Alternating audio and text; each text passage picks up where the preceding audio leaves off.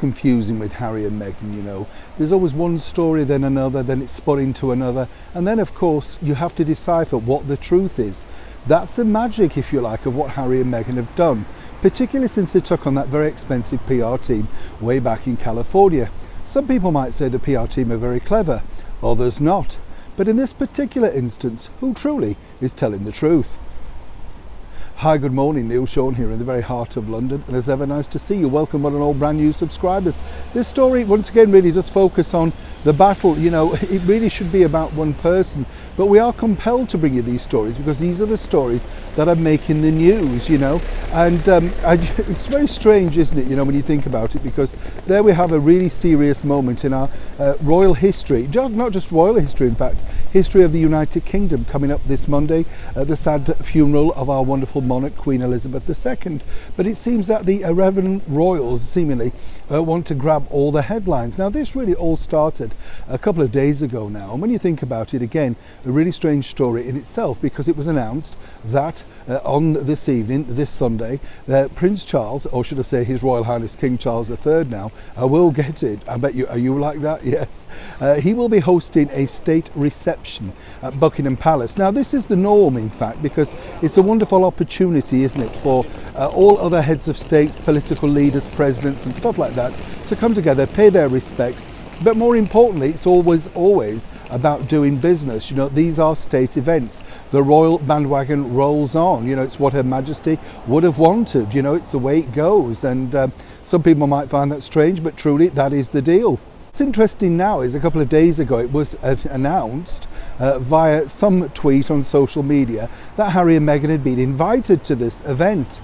And of course then people were saying, wow, you know, Charles is backing down, he's becoming soft, he's allowing these people back in after all that they've done to him. So as ever, what is the true story? Well, we contacted Buckingham Palace and this is what they told me. It is a formal event, a state event, and this really is for all major working senior members of the British monarchy. Working royals, in fact, you know, people that are great ambassadors around the world for our wonderful monarchy, Great Britain, the United Kingdom, Scotland, Northern Ireland, Wales, you know, everywhere, you know, the Commonwealth, it's what it's about. We're connecting. Even in a time of grief, you know, it's a good time to connect, forge new friendships, meet people face to face for the very first time.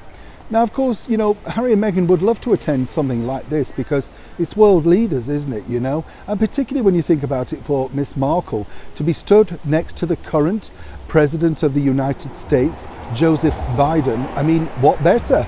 That's what the girls always dreamed about, and this would forge very much ahead for her political career. You know, it's ideal, isn't it? You know, because we wouldn't know exactly what was said, but of course then they could spin that story into anything that they wanted, obviously. Now, Prince Harry, of course, is not too concerned because he's attended these events over the years. In fact, he spoke about them, didn't he? And he sort of more or less has said that the media, you know, were invited to parties. As long as we play games with them, they'll play games with us. So we know exactly that he's not very keen on it. However, Miss Markle was. So have they been invited or disinvited? Well, here's the deal. According to Buckingham Palace, no, there's no formal invite. Now, as we're recording this could all be rescinded because finally, as ever, this could all be down to our brand new king, King Charles III.